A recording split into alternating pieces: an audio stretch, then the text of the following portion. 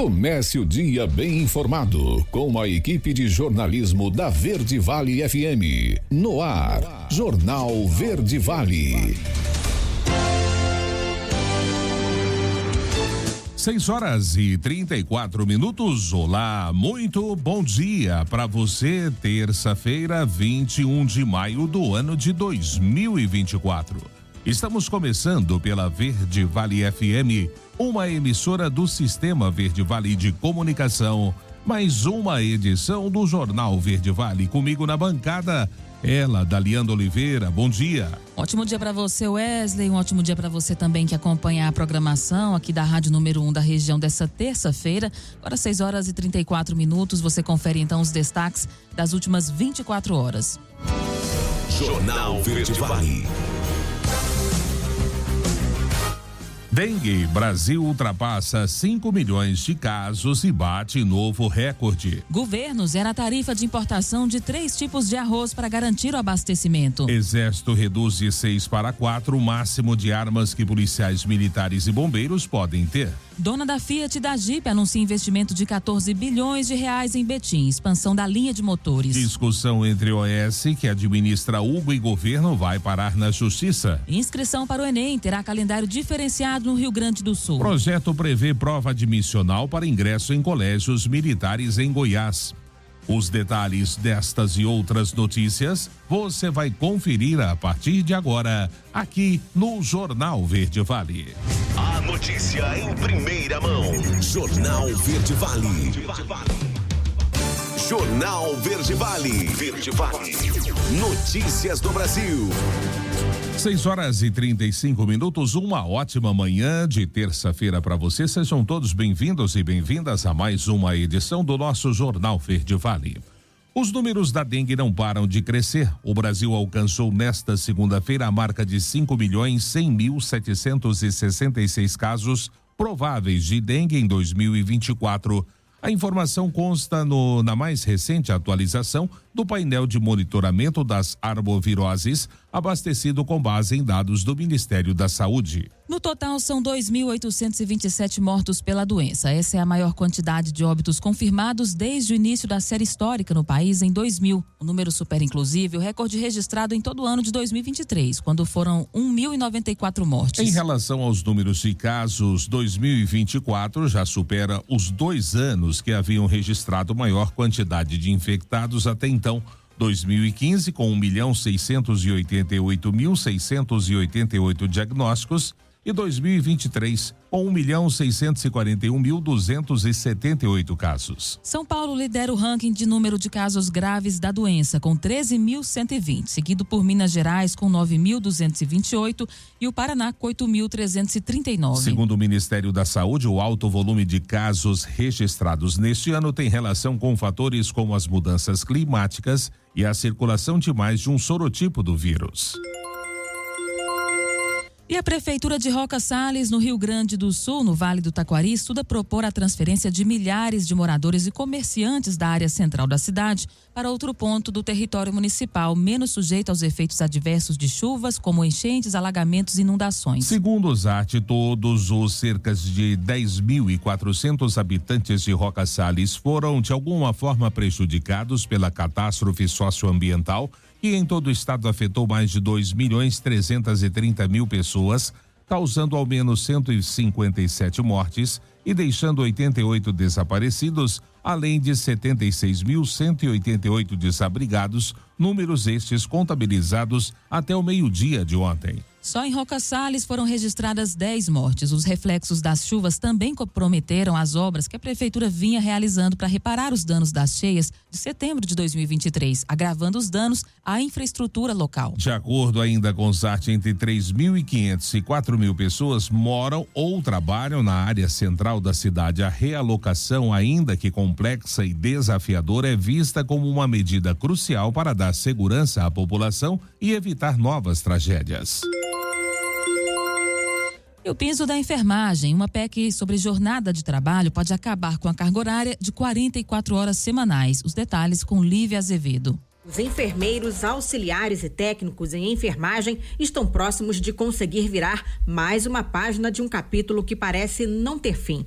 Após atingir o número suficiente de assinaturas para iniciar o debate no Congresso Nacional, a proposta de emenda à Constituição, a PEC 19/2024, que vincula o piso da enfermagem a uma jornada máxima de 30 horas semanais de trabalho, segue em andamento no Senado Federal. Na opinião do presidente do Sindicato Profissional de Auxiliares e Técnicos de Enfermagem de Pernambuco, o SATEMP, Francis Herbert, esse resultado mostra que os profissionais da enfermagem estão cada vez mais empenhados em cobrar o que vem sendo estabelecido para a categoria. Diferente de outras PECs que existiram, essa vincula a carga horária mínima para que possamos ter direito a recebimento do piso.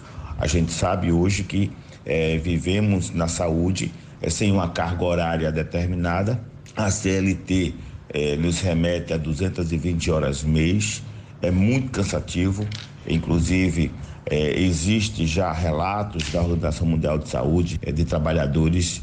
Precisamos manter uma condição para que possamos cuidar bem das pessoas, tratar bem, com segurança. E esta PEC, ela nos dá a condição de sobrevivermos e vivermos com muito mais dignidade. Segundo o vice-presidente do Conselho Federal de Enfermagem, o COFEN, Daniel Menezes, vincular o piso salarial a uma carga de trabalho de 30 horas semanais já era a proposição inicial, sempre quando era discutido o tema do piso salarial. Ele diz que a medida atende aos anseios dos trabalhadores. E o piso veio para corrigir ou tentar corrigir parte dessa distorção. Então, a proporcionalidade de 30 horas, ela faz com que os valores, eles tenham um impacto mais positivo no contra-cheque dos profissionais. Próprias diretrizes da Organização Internacional do Trabalho, a OIT, é que esses profissionais trabalhem no máximo 30 horas semanais, especialmente pela necessidade de estar descansado, para que não trabalhem adoecidos e possam ter uma jornada de trabalho digna. Desde agosto de 2022, foram pautados vários recursos da categoria contra uma decisão do Supremo Tribunal Federal, o STF, que, entre outras implicações, obrigava os profissionais a cumprirem uma carga horária de trabalho de 44 horas semanais para o recebimento do piso. E esse tem sido exatamente o gargalo das negociações e reivindicações. Com a PEC 19/2024, que está em discussão no Senado Federal, é que o piso salarial dos enfermeiros, técnicos de enfermagem, auxiliares de enfermagem e das parteiras teria como base uma jornada máxima de trabalho de 30 horas semanais. A proposta é de autoria da senadora Elisiane Gama, do PSD do Maranhão. Reportagem Lívia Azevedo. Jornal Verde Vale. Notícias de Goiás. 6h41. E a Assembleia Legislativa de Goiás foi a primeira no Brasil a aprovar um projeto de decreto legislativo com o objetivo de propor alteração na Constituição Federal e aumentar as atribuições de deputados estaduais. O texto integra a articulação da União Nacional dos Legisladores Legislativos Estaduais para alcançar a aval de pelo menos 14 estados e, assim, cumprir o requisito necessário para que a matéria se torne uma proposta de emenda à Constituição com tramitação regular no Congresso Nacional. A matéria propõe que as Assembleias Legislativas possam apresentar leis com abrangência regional sobre o regime de previdência, assistência social, sistema de saúde, trânsito e transporte, política agrícola, regulamentação de profissões, proteção de dados pessoais, regras para as licitações e organização de órgãos de segurança pública, como a Polícia Militar e o Corpo de Bombeiros, incluindo material bélico sobre efetivos e organização. Atualmente, todos os temas são alvo de leis federais e cabe aos estados a simples adequação das normas à realidade regional, sem alterar o mérito. O especialista em direito constitucional Marcos César Gonçalves aponta que a busca de deputados estaduais para aumentar as próprias prerrogativas e ampliar as competências das assembleias legislativas deve ser observada com cautela. Segundo ele, a eventual mudança da Constituição Federal para compartilhar prerrogativas exclusivas da União pode gerar crises práticas no país. Ele afirma que a possível existência de leis diferentes sobre assuntos como segurança, previdência, trânsito, regulamentação de profissões ou proteção de dados especiais ou pessoais podem gerar desordem no país. Projeto aprovado pela Alego tramita em outros 11 estados. 6h43 e o presidente nacional do PSDB, o ex-governador Marconi Perillo, deve fazer cada vez mais acenos ao bolsonarismo. Segundo aliados ouvidos, o movimento que visa 2026 leva em conta a necessidade de se reconectar com parte do eleitorado conservador, que teve durante suas 4 passagens pelo governo estadual e se afastou desde 2018, ano das eleições que encerraram o ciclo do chamado Tempo Novo em Goiás e marcaram a chegada do governador Ronaldo Caiado e também do ex-presidente Jair Bolsonaro ao poder. Um tucano diz não haver dúvida de que o projeto do partido visando as próximas eleições estaduais tem que passar por um aceno muito forte ao eleitorado conservador. Outro ressalta que uma das coisas que pesou na eleição passada foi a história que ele estaria se aproximando da esquerda. É nesse contexto que Marconi tem conversas com o presidente estadual do PL, o senador Wilder Moraes, que também está de olho no Palácio das Esmeraldas e se afasta, ao menos politicamente, de Caiado. 6h44 e a Polícia Civil conclui investigação sobre caso de enfermeira que provocou lesões em mulheres durante procedimentos estéticos na capital Goiânia. A reportagem é de Pedro Henrique Rabelo. É isso, a Polícia Civil de Goiás, mais uma vez, agiu rápido e entregou uma investigação que iniciou no ano passado, relacionada a uma enfermeira que estava fazendo procedimentos estéticos e ela não poderia realizar isso e causou, num geral, lesões em várias mulheres. Inicialmente 9, mas depois que o caso veio ser divulgado pela imprensa, estão aparecendo novas mulheres que estão relatando problemas com esses procedimentos estéticos. Ao meu lado, a delegada Luísa Veneranda, aqui no 5º DP de Aparecida de Goiânia, que vai comentar sobre a conclusão dessas investigações, a polícia agindo rápido e apresentando uma resposta para a sociedade, doutora? Sim, é importante salientar que é uma investigação complexa, né? Foram mais de 1000 páginas produzidas de elementos de informação. Várias vítimas foram ouvidas, identificadas, vítimas não apenas de Aparecida, como também de Goiânia. Um trabalho da Polícia Técnico-Científica, um trabalho da Vigilância Sanitária. Então, foram elementos robustos que me levaram à conclusão de que a autora realmente tinha praticado fatos criminosos, né? No curso dessas 9 investigações, nós identificamos que ela praticou os crimes de lesão corporal em todos os seus níveis, ou seja, lesão corporal leve, grave e gravíssima, né? Nós também identificamos que com uma das vítimas ela incorreu no crime de estelionato, porque ela teria falado que ela era uma biomédica, né? Ela teria recebido um valor significativo financeiro para realizar vários procedimentos e ao executar apenas um, já deu intercorrência, se recusou a devolver esse dinheiro. Então a gente entendeu que houve uma vantagem ilícita ali, porque a vítima foi levada a erro e ela também vai responder pelo crime de exercício ilegal da medicina, pois entendemos que alguns dos procedimentos por ela executados seriam específicos de um médico cirurgião plástico, dermatologista, e por fim pelo crime de injúria, porque uma das vítimas, quando ela tomou conhecimento que essa vítima havia registrado a ocorrência, ela proferiu ali xingamentos de toda a ordem no WhatsApp dessa vítima.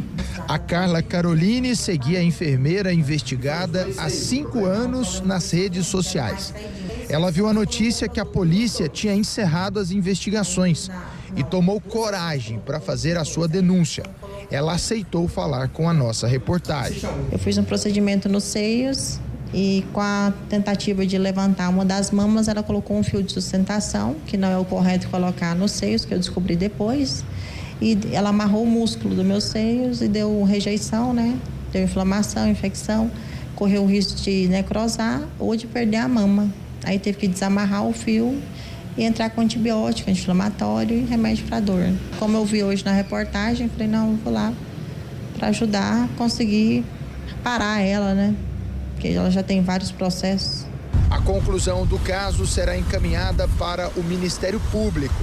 E para quem sofreu as lesões, além do trauma, ficaram lições importantes. Não fazer nada sem ter realmente uma indicação verdadeira, né? Porque eu fui só nas redes sociais, os comentários positivos. Pedro Henrique Rabelo, da Agência Brasil Central. Jornal Verde Vale. Esportes. 6h48. E o Palmeiras espera sacramentar a venda de Estevão para o Chelsea nos próximos dias. O clube inglês sinalizou que vai chegar a 65 milhões de euros, cerca de 360 milhões de reais entre valor fixo e bônus, para, enfim, garantir a contratação do meio atacante de 17 anos de idade. A última oferta do Chelsea foi de 60 milhões de euros, algo em torno de 333 milhões de reais, sendo 45 milhões de euros fixos e mais 15 milhões de euros em bônus. O Palmeiras, por sua vez, não ficou satisfeito com as metas estipuladas pelo clube inglês para ativar os gatilhos do contrato. Por causa disso, no fim de semana, o Chelsea sinalizou com 65 milhões de euros, o que fará com que as conversas avancem nessa semana. A multa rescisória para tirar Estevão do Palmeiras é de 45 milhões de euros, mas com o assédio de outros clubes, esse valor será superado para que ele já assine neste ano e se transfira em abril do ano que vem, quando completa 18 anos. Há conversas para que ele dispute o Mundial de 2025 no Palmeiras. E em prol das vítimas das enchentes no Rio Grande do Sul, o Grêmio e o Internacional estão deixando de lado a rivalidade histórica para uma ação conjunta inédita. Os dois principais clubes do estado estão se unindo para lançar uma camisa especial roxa, cor resultante da união do vermelho e do azul, característicos de cada um.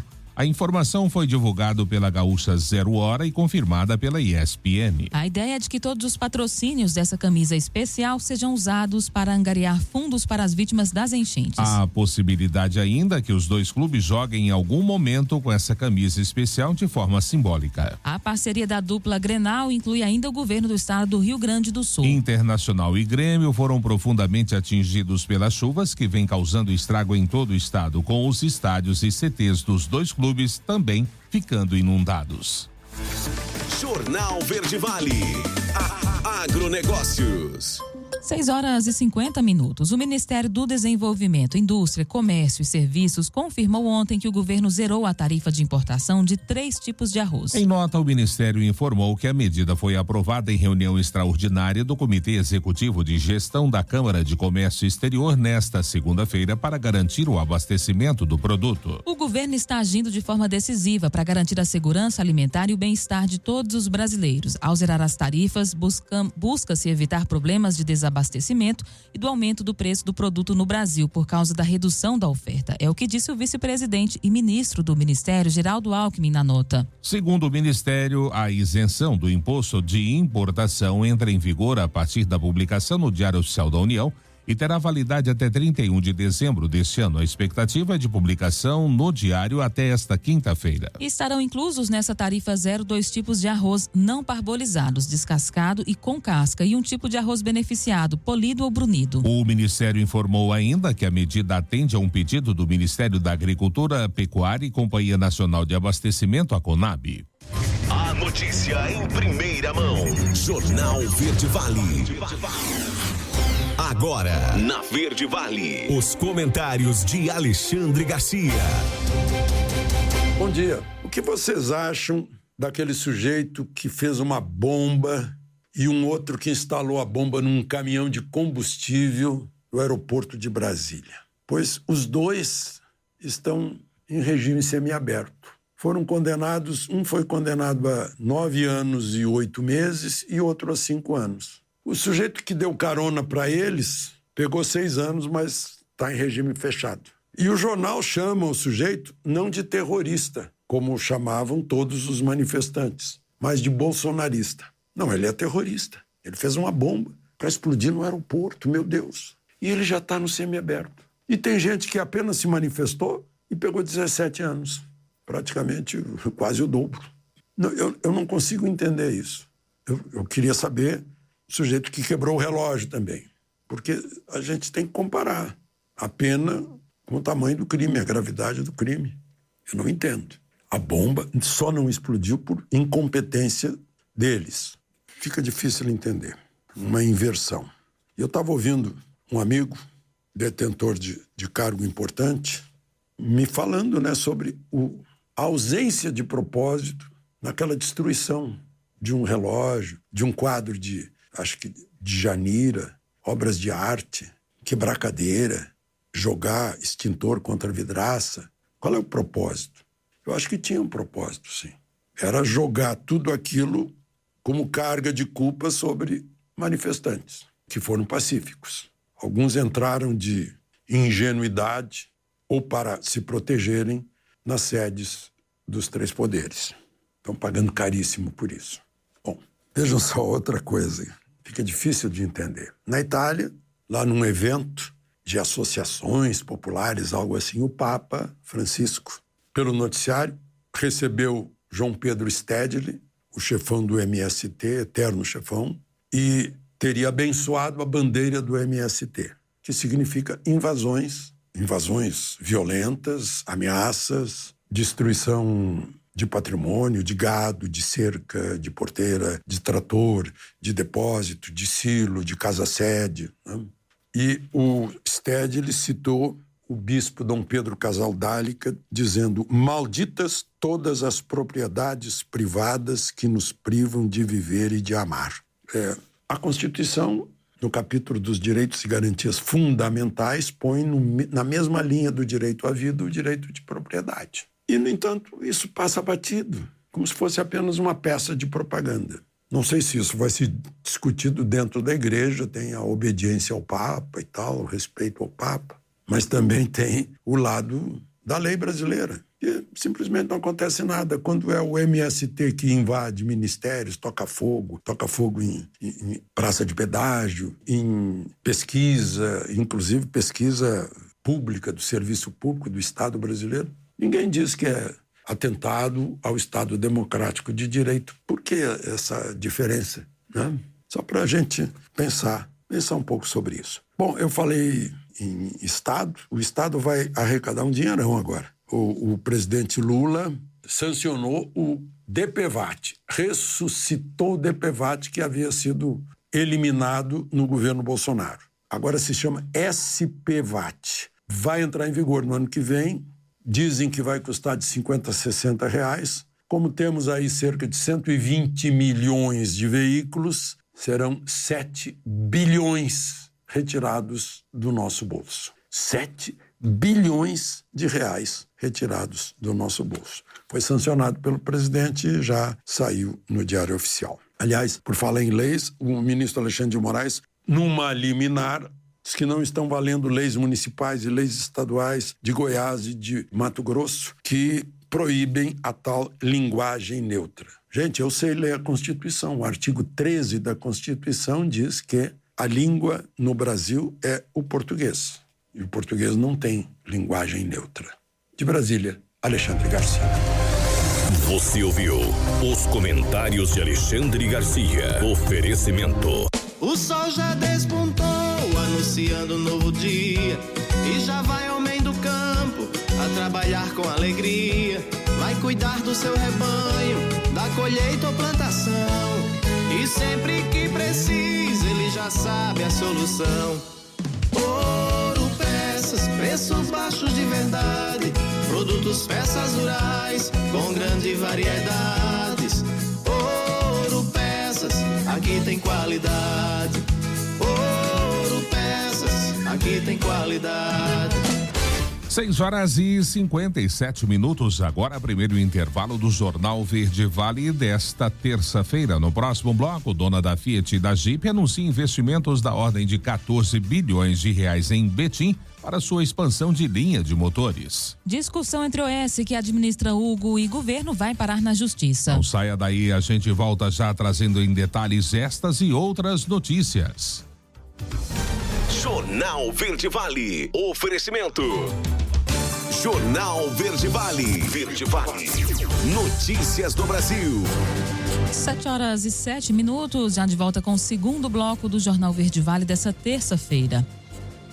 E a Stellantis, a dona de marcas como Fiat, Jeep, Peugeot e Citroën, vai investir 14 bilhões de reais no polo automotivo de Betim, na região metropolitana de Belo Horizonte, entre 2025 e 2030. O valor corresponde a 46% do aporte de 30 bilhões nas fábricas do Brasil, anunciado pela montadora em março. A planta da Grande BH vai receber a maior cifra. Outros 454 milhões de reais serão aplicados ainda neste ano na expansão da linha de motores de Betim, com o objetivo de ampliar ampliar a capacidade produtiva de 750 mil para 1 milhão e 100 mil unidades por ano. O presidente da Stellantis para a América do Sul, Emanuele Capellano, também confirmou nesta segunda-feira o lançamento de veículos com a tecnologia Bio-Hybrid ainda este ano. A previsão é de que o modelo que combina a eletrificação com motores flex movidos a etanol chegue ao mercado no segundo semestre.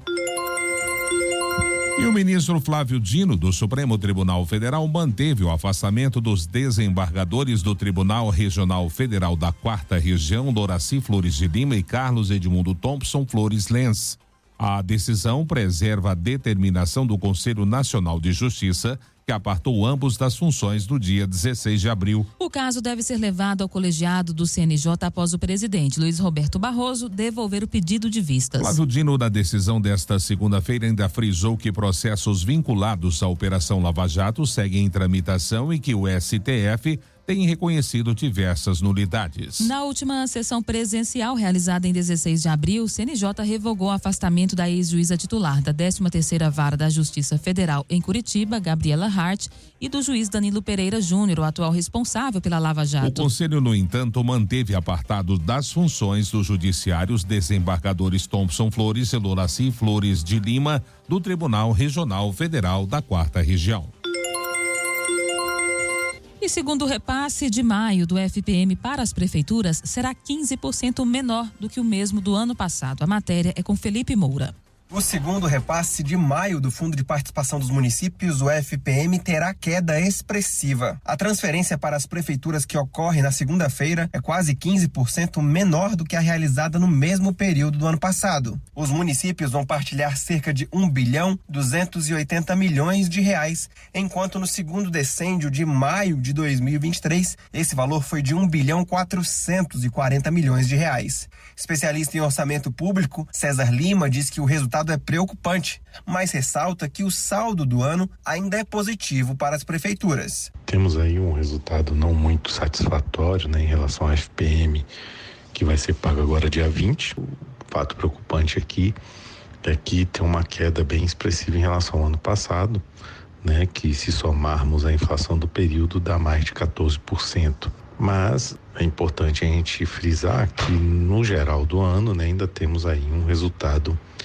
positivo. Com pouco mais de 4 mil habitantes, de acordo com o IBGE, Pedra do Indaiá, no Oeste Mineiro, depende de transferências da União e do Estado para manter as contas em dia, uma vez que a arrecadação própria é baixa, diz o prefeito Matheus Marciano dos Santos. Ele conta que mais da metade dos recursos da cidade vem dos repasses do FPM e que variações negativas impactam a continuidade de políticas públicas ofertadas à população. O município ele vive essencialmente de FPM. E quando ocorre uma queda como essa, eu tenho que repensar todas as obras em andamento, todos os serviços em andamento, pelo receio, pelo medo de vir a mais quedas nos próximos meses. Eu vou ter que repensar o cenário para a gente poder, inclusive, fechar o mandato que se finda esse ano, né? Até a última quinta-feira, 19 municípios estavam impedidos de receber o FPM. Entre eles estavam Itajá, em Goiás, Canarana, em Mato Grosso, Rio das Flores, no Rio de Janeiro, e Formoso do Araguaia, no Tocantins. Reportagem, Felipe Moura.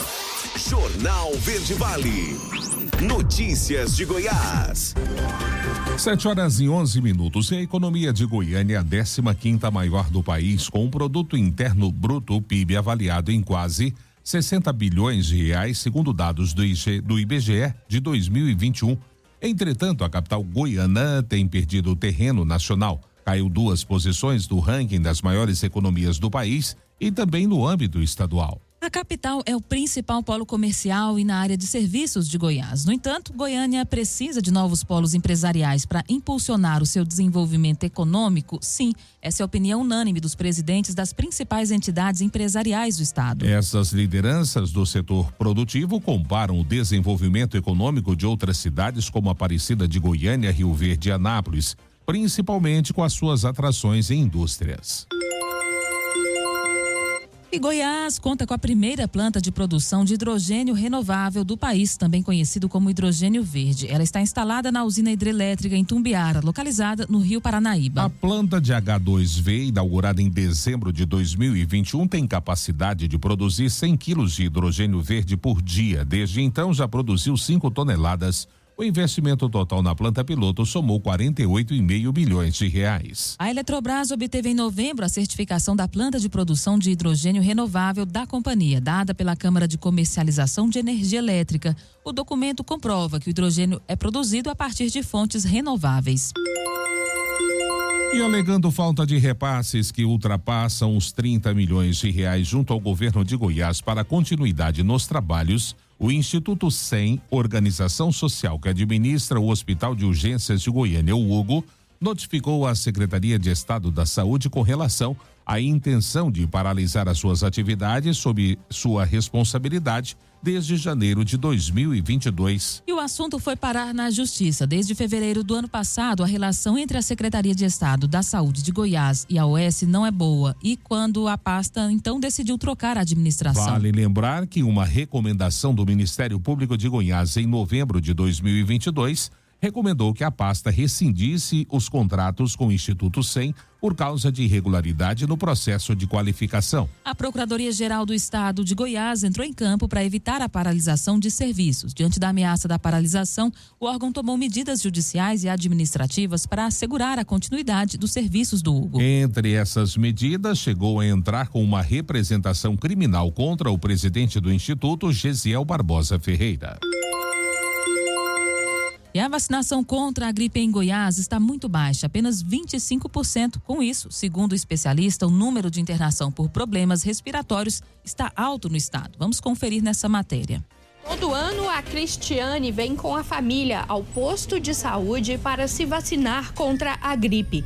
Para ela, essa é a melhor forma de proteção, principalmente com a chegada do tempo frio. Nós viemos vacinar para poder evitar os agravos da gripe, né? Porque a gripe a gente vai ter, mas com sintomas mais leves, né? E sem a vacina ela pode ser muito perigosa. A Regina também segue o protocolo de se vacinar sempre. Tem que se cuidar, tem que vacinar, as crianças também tem que vacinar. Apesar de vários goianos estarem atentos à vacinação contra a gripe, a procura continua baixa. Segundo dados da Secretaria Estadual de Saúde, a cobertura vacinal contra a gripe em Goiás está apenas de 25%, um número muito abaixo do esperado. A gerente de imunização da Secretaria Estadual de Saúde conta que a baixa procura pela vacina é um dos principais motivos do aumento de casos de gripe e Covid. Agora, nesse período onde o clima está mais frio, mais seco, aumenta a circulação dos vírus respiratórios. Com isso, a gente aumenta a síndrome respiratória aguda grave, né, que são os casos de internação. Internação por influenza, internação por Covid, internação por vírus sincicial respiratório, vários outros vírus também. A profissional destaca ainda que a melhor forma de prevenção é a vacinação. Ela faz um alerta para os goianos. É extremamente importante que as pessoas tenham essa consciência de buscar as unidades de saúde, de manter as crianças vacinadas, os idosos vacinados, para que realmente a gente consiga, né, passar por esse período agora sazonal, onde aumenta essa circulação, de uma forma mais tranquila. Isabela Mendes, da Agência Brasil Central. Jornal Verde Vale. Esportes. 7h16. E se preparando para retomar a agenda de jogos após a paralisação por conta de chuvas que atingiram o Rio Grande do Sul, o Grêmio finalizou a preparação física no CT Joaquim Grava do Corinthians em São Paulo e aguarda agora a chegada de Renato Portaluppi para trabalhos táticos e técnicos nesta terça-feira. Apesar de nenhuma confirmação oficial do Imortal, Renato foi autorizado pela diretoria do clube a tratar de questões pessoais. A expectativa é de que ele se junte ao plantel ainda hoje. A ausência do treinador durante esse período foi criticada por torcedores nas redes sociais. O primeiro compromisso da equipe será no dia 29, diante do The Strongest, pela fase de grupo da Libertadores. O Grêmio vai realizar a partida no Couto Pereira, em Curitiba. E o técnico Dorival Júnior fechou neste domingo a lista de 26 jogadores que irão representar a seleção brasileira na Copa América e irão disputar amistosos antes do torneio internacional. Destaque para o goleiro Rafael do São Paulo, que entrou na vaga de Henderson do Manchester City, lesionado. Além do arqueiro do tricolor, o treinador convocou também o zagueiro Bremer da Juventus, o volante Ederson da Atalanta e o atacante Pepe do Porto. Os novos convocados entraram na lista após a Conmebol liberar a convocação de mais 3 jogadores. Jornal Verde Vale. Agronegócios. 7h17. E a segunda-feira chegou ao fim com preços futuros do milho se posicionando no campo positivo da Bolsa Brasileira. As principais cotações subiram mais de 2% e flutuaram na faixa entre R$ 59,40 e R$ 69,20. O vencimento julho 24 foi cotado a R$ 59,40 a saca, um ganho de 1,37%. Já o setembro 24 valeu R$ 63,08, uma valorização de 2,30%. O novembro 24 foi negociado a R$ 66,01, elevação de 2,14%. E finalmente, o janeiro 25, que teve valor de R$ 69,20, uma alta de 1,62%. De acordo com uma análise da Agriinvest, o milho operou em alta nesta segunda-feira na Bolsa Brasileira, sustentado por um dólar mais forte e pelas grandes elevações vindas de Chicago. Ainda nesta segunda, a Secretaria de Comércio Exterior informou que o volume embarcado do milho não moído, exceto o milho doce, alcançou 162.299 toneladas. O volume representa 42,1% do total exportado no mês de maio do ano passado, que ficou em 384.884 toneladas. Jornal Verde Vale. Verde Vale. Notícias do Brasil. 7h19. E o voto da ministra Nancy Andrighi detalhou haver indícios de uma suposta atuação do governador do Acre, Gladson Camelli, como líder de uma organização criminosa instalada no executivo do estado. Ela é a relatora do caso. O voto da ministra foi acatado por unanimidade pela Corte Especial do Superior Tribunal de Justiça na decisão de tornar réu o governador. Os ministros da Corte do STJ, no entanto, não aceitaram um pedido para que o governador fosse afastado do cargo. Os elementos colhidos no curso da investigação anterior à abertura do processo, segundo o voto, apontam que o governador do Acre integra uma organização criminosa com a finalidade de praticar crimes de fraude à licitação, peculato, corrupção passiva e lavagem de dinheiro. O número de desaparecidos no Rio Grande do Sul caiu para 85. Confira detalhes dessa atualização com Diego Brião. A quantidade de pessoas desaparecidas em decorrência das enchentes no estado do Rio Grande do Sul caiu para 85. Isto foi o que informou o governo estadual na atualização mais recente sobre a situação da região. A quantidade de mortes é de 157. Ao todo, mais de 581 mil pessoas estão desalojadas. Em torno de 76 mil estão instaladas em abrigos. Também, conforme informa o governo gaúcho, subiu a 464 o número de municípios atingidos pelas chuvas e enchentes deste começo de maio. Esta quantidade representa 93,6% do total de cidades do estado, que é de 497. Mais de 2 milhões de pessoas foram afetadas de alguma forma pela série de eventos climáticos extremos que atingiram o Rio Grande do Sul.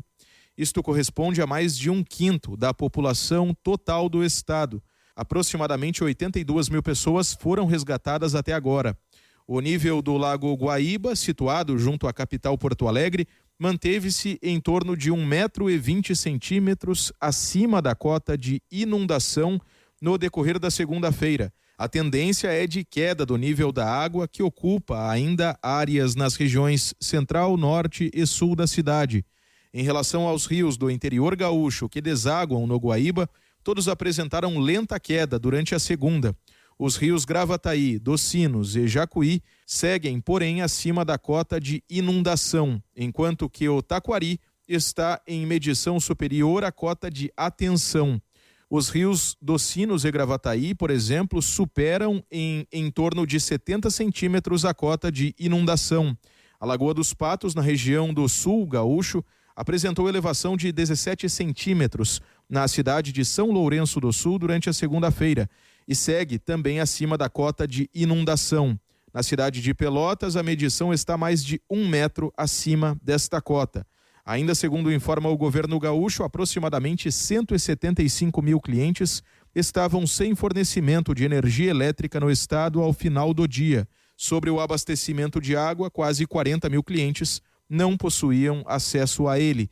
Agência Rádio Web, de Porto Alegre, Diego Brião. 7h22, último intervalo do Jornal Verde Vale desta terça-feira. No próximo bloco, inscrição para o Enem terá calendário diferenciado no Rio Grande do Sul. E um projeto prevê prova admissional para ingresso em colégios militares de Goiás. E claro, também espaço para as nossas notícias locais. Não saia daí. A gente volta já trazendo tudo em detalhes para você. Jornal Verde Vale. Jornal Verde Vale. Verde Vale. Notícias do Brasil. 7h32, já estamos de volta com o Jornal Verde Vale desta terça-feira aqui pela Verde Vale FM, uma emissora do Sistema Verde Vale de Comunicação. Olha, o ministro da Educação, Camilo Santana, disse nesta segunda-feira que o Rio Grande do Sul terá um calendário diferenciado para as inscrições do Exame Nacional do Ensino Médio, Enem. As inscrições para o exame começam no dia 27 de maio e vão até 7 de junho para o restante do país. O ministro Camilo Santana participou da reunião ministerial na sala de situação no Palácio do Planalto, coordenada pelo ministro-chefe da Casa Civil da Presidência da República, Rui Costa, e também pelo ministro da Secretaria Extraordinária da Presidência da República para apoio à reconstrução no Rio Grande do Sul, Paulo Pimenta. Camilo Santana disse ainda que aguarda o envio dos planos de ação pelas secretarias municipais de educação do Rio Grande do Sul para viabilizar a ajuda do governo federal para o retorno das aulas. Segundo ele, o MEC tem realizado o mapeamento das localidades afetadas e planejado as ações em cada área para garantir todo o apoio necessário ao Estado. De acordo ainda com dados repassados ao ministro, a rede municipal tem 4.793 escolas no estado, com mais de 1 milhão de alunos matriculados. E dessas, 1.156 escolas já foram mapeadas, sendo que 26 delas foram totalmente destruídas. 457 dessas escolas foram afetadas de alguma forma com as enchentes, com os prejuízos ocasionados. O ministro destacou que tem recebido informações das universidades e institutos federais sobre a situação local e que todos seguem atuando na ajuda humanitária, assim como os atendimentos prestados pelos 3 hospitais universitários ligados ao MEC. E o Exército reduziu de 6 para 4 o máximo de armas que policiais militares, bombeiros militares e servidores do Gabinete de Segurança Institucional da Presidência da República em atividade podem ter. Entre elas, até 2 podem ser de uso restrito, também menos que na previsão anterior que autorizava até 5. A portaria divulgada nesta segunda-feira foi encaminhada para publicação no Diário Oficial da União. O texto anterior autorizava até 6 armas e foi publicado em janeiro deste ano. A nova portaria permite a aquisição de até uma arma portátil longa, até calibre 12 ou com potência de 1.750 joules, como um fuzil. A norma ainda proibiu a aquisição de insumos para recarga de munições e equipamentos para recarga de munições, assim bem como matrizes. A jornada mais curta às sextas-feiras já é uma realidade em algumas empresas do Brasil. Os detalhes você confere com Adriana Mesquita. O sextou do Executivo de Atendimento Sênior Felipe Geller começa mais cedo, graças a uma política adotada pela VCRP desde setembro de 2021. Uso esse tempo livre para buscar minha filha na escola, cortar o cabelo, ir no shopping, fazer mercado. Então é muito bom, né? Assim como a jornada de trabalho de 4 dias, a Short Friday, sexta-feira, curta em português, reflete a busca dos profissionais por qualidade de vida. E para o sucesso da política na empresa, a sócia da VCRP, Ludmila Amaral, reforça a importância de todos seguirem o que foi combinado. Sempre orientamos o time a não marcar reuniões na sexta-feira e para que eles também organizem as demandas durante a semana e dessa forma eles consigam aproveitar bastante esse benefício que a gente oferece aqui na VCRP. Tem dado muito certo e a gente está muito feliz com o resultado. O administrador de empresas e coordenador temático de RH do Conselho Regional de Administração do Espírito Santo, Kleber Alves, cita uma das vantagens para as empresas que adotam a política da Short Friday. Com o aumento da motivação e da satisfação dos empregados, que frequentemente se traduz em maior produtividade e criatividade. Além disso, as empresas que oferecem horários de trabalho flexíveis, como a Short Friday, tendem a ter uma vantagem competitiva na atração e retenção de talentos. É a empresa que determina as regras, o horário de liberação, as áreas em que o benefício se aplica e se isso constará ou não no contrato. Embora o encurtamento do expediente no último dia da semana não seja regulamentado por lei, as companhias não podem descontar do salário as horas não trabalhadas. O benefício também não exige a compensação dessas horas. Produção e reportagem, Adriana Mesquita. Jornal Verde Vale. Notícias de Goiás. 7h37 agora. A proposta que tramita na Assembleia Legislativa de Goiás torna obrigatória a realização de prova admissional para o ingresso nos colégios militares do Estado. Conforme o texto que está na Comissão de Constituição e Justiça da Alego, o exame será complementar ao processo seletivo já existente. Autor do projeto, o deputado estadual Dr. Jorge Moraes sugere questões que englobem temas relacionados à cidadania, ética, valores morais, responsabilidade social e outros aspectos pertinentes à formação integral dos alunos. É essencial que o processo de seleção dos alunos leve em consideração não apenas o conhecimento acadêmico, mas também a sua capacidade de contribuir de forma positiva para a comunidade escolar e para a sociedade como um todo, é o que ele diz na justificativa. Para ele, com os temas sugeridos, a prova vai proporcionar uma avaliação mais abrangente das habilidades e competências dos candidatos, contribuindo para a seleção de alunos que sejam verdadeiramente alinhados com valores e objetivos da instituição. Prevê o texto que a realização será coordenada pela direção do Colégio Militar em conjunto com a Secretaria de Educação do Estado de Goiás. Além disso, ocorrerá em data previamente estabelecida e que não entre em conflito com o calendário escolar. O texto tem relatoria do deputado Isiquinan. Caso passe na CCJ, ainda vai precisar ser aprovada em 2 votações em plenário antes de ir à sanção da governadoria.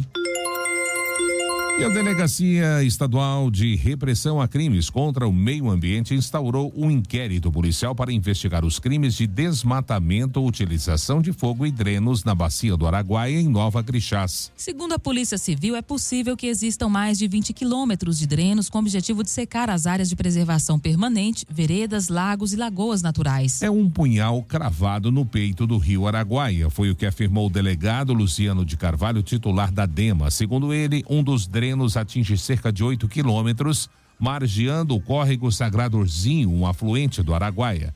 Com esses drenos vai embora a água para plantar e fazer pastagem, explicou o delegado. Esses drenos podem comprometer e alterar todo o ecossistema, como os lagos naturais, que são verdadeiros berçários para peixes, além de diminuir a vazão de afluentes, é o que explicou a Polícia Civil. Inclusive, existe o risco de reduzir o volume do rio Araguaia. A investigação está em curso para identificar os possíveis autores dos crimes ambientais. Luciano explica que aquela área que tem característica brejosa não é para produção, seja de gado ou de plantação, e por isso ocorre a drenagem. Sobre a investigação, ele diz que já solicitou relatório técnico da Secretaria de Meio Ambiente, com quem atua em conjunto, e da Polícia Científica, bem como o nome de possíveis autores que serão ouvidos nos próximos dias. E um caminhoneiro comunica falso roubo de carga e é preso. A reportagem com Túlio Isaac Filho. Um caminhoneiro motorista, ele denunciou um falso roubo que tinha acontecido com uma carga que ele transportava, carga avaliada aí em R$300 mil. E para você ver a audácia, além da falsa comunicação de roubo, ele ainda trouxe uma procuração falsa até a delegacia para tentar retirar esse caminhão. E claro que isso não acabou nada bem para ele, mas acabou muito bem para a Polícia Civil do Estado de Goiás. Doutora Alessandra, às vezes é inacreditável o que acontece aqui. Mas a história foi isso? Exatamente. Ele simulou esse falso roubo no dia 4 agora desse mês, né? Dizendo ter sido assaltado por 3 homens, ter ficado no cativeiro, enfim. E nós achamos a história um pouco fantasiosa, né? Um pouco não, fantasiosa. E assim nós começamos a verificar as rotas onde esse caminhão passou, que ele disse que passou e na verdade não passou. Ele nem saiu aqui, né, do estado. Enfim, assim nós ouvimos, ele chegou aqui ontem para buscar o caminhão, para que a gente entregasse esse caminhão para ele, já que tinha sido recuperado, né, o caminhão, e apresentou para nós uma falsa procuração. Nós ouvimos ele continuou mentindo, já sabendo de toda a verdade. Ele continuou mentindo, informando as rotas que ele tinha passado, que ele ficou em cativeiro, enfim. Assim que nós terminamos o depoimento que ele assinou, aí nós mostramos para ele a realidade dos fatos, que o caminhão não tinha passado por aquelas rotas, que aquela procuração era falsa, as datas não batiam, o QR Code não batia, isso tudo nós já tínhamos verificado, né, durante o depoimento dele. E assim demos voz de prisão para ele, por apresentar essa procuração falsa, né, ele vai responder ainda por esse roubo. Infelizmente não conseguimos prendê-lo em flagrante, porque o roubo, ele falseou esse roubo no dia 4, né, e descobrimos uma gama ali de pessoas que ajudaram ele nesse falso extravio, né? Todas serão ouvidas?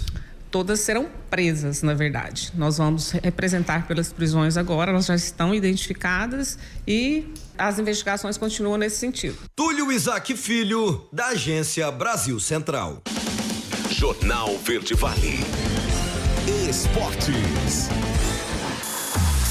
7h42. E com a saída do goleiro Cássio, o volante Paulinho tornou-se o único campeão mundial em 2012 a seguir jogando no Corinthians. Porém, o último remanescente daquela geração vitoriosa tem um futuro incerto e também pode dar adeus daqui a 41 dias, quando acaba o contrato dele. A negociação entre Corinthians e Paulinho para a renovação do vínculo segue estagnada. As duas partes desejam a prorrogação do contrato, mas divergem sobre as condições para isso. Diretoria e comissão técnica do Timão veem Paulinho como uma referência no elenco, alguém que orienta, motiva e protege os demais atletas. A importância ficou ainda maior com a saída de Cássio. E assim o Corinthians tenta segurar o jogador pelo menos até o fim do ano. Porém, o clube também entende que o custo com o volante é elevado, levando em consideração que ele não vem sendo titular. Em janeiro, quando ainda se recuperava de cirurgia no joelho, Paulinho aceitou baixar o salário para prorrogar o contrato. Agora, porém, ele não quer uma nova redução. E o Al-Ittihad anunciou nesta segunda-feira as saídas de Marcelo Grohe e Romarinho ao fim da temporada. Como o clube tem apenas mais 2 jogos programados para o fim do campeonato saudita, a dupla brasileira fará jogo de despedida em casa no estádio Príncipe Abdullah Al Faisal na quinta-feira contra o Damak. Após 5 temporadas, Marcelo deixará o Al-Ittihad. Com o contrato próximo do fim, o goleiro brasileiro de 37 anos não atua desde fevereiro, quando foi excluído pela equipe da lista que atua no campeonato saudita. A decisão foi devido ao limite de estrangeiros, que é de 8, e o clube no momento tem 10 no elenco. Há quase 6 anos no Al-Ittihad, Romarinho é titular do ataque nesta temporada. Ele também tem 2 títulos no clube, o campeonato saudita da temporada passada e a Supercopa de 2023. No total, o atacante ex-Corinthians disputou 226 jogos, marcou 105 gols e anotou 29 assistências. Jornal Verde Vale. Agronegócios. E o mercado físico do boi gordo registrou preços acomodados nas principais praças de produção e comercialização do país. Porém, segundo o analista da consultoria Safras e Mercado, Fernando Henrique Iglesias, ainda houve registros de negócios realizados abaixo das referências médias. Muitas indústrias frigoríficas estão ausentes da compra de gado, avaliando as melhores estratégias para o restante da semana. O quadro fundamental ainda é de oferta representativa. As indústrias não encontram muita dificuldade na composição das suas escalas de abate, assim como pastagens permanecem desgastadas em grande parte do país, dificultando a retenção, com chuvas tímidas no centro-norte brasileiro, é o que diz Iglesias. Vamos aos preços da arroba do boi gordo no fechamento desta segunda-feira. Em São Paulo, capital, R$226. Em Goiânia, R$204. Em Uberaba, Minas Gerais, R$212. Em Dourados, Mato Grosso do Sul, R$219. E em Cuiabá, no Mato Grosso, R$211. O mercado atacadista iniciou a semana com uma queda forte nos preços da carne bovina. Conforme Iglesias, o ambiente de negócios ainda sugere pela continuidade deste movimento no curto prazo, principalmente por conta da desaceleração na demanda na segunda quinzena do mês. Fenômeno El Niño causa estragos no campo e faz safra brasileira de grãos encolher. Quem traz os detalhes é Humberto Ferretti. Safra brasileira de grãos será a menor em 2024. Pesquisa do IBGE indica uma produção de 299 milhões e 600 mil toneladas, queda de 5% ou 16 milhões de toneladas a menos na comparação com o ano passado. O motivo seria o clima ruim, principalmente por conta do fenômeno El Niño, que provocou chuvas acima da média no sul do país e tempo quente e seco no centro-oeste. O gerente do IBGE, Carlos Barradas, destaca os impactos nas safras de soja e milho, os 2 grãos mais cultivados no país. Para a soja, nós estimamos uma produção de 148,3 milhões de toneladas, um declínio de 2,4% em relação ao que nós produzimos em 2023, ou 3,7 milhões de toneladas a menos. Para o milho, 115,8 milhões de toneladas, e uma redução de 11,7% em relação ao que nós produzimos em 2023, ou 15 milhões de toneladas a menos.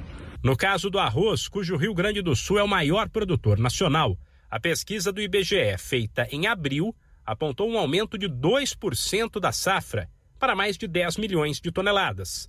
Resta saber como fica o cenário após as enchentes que castigam o estado gaúcho, agora em maio.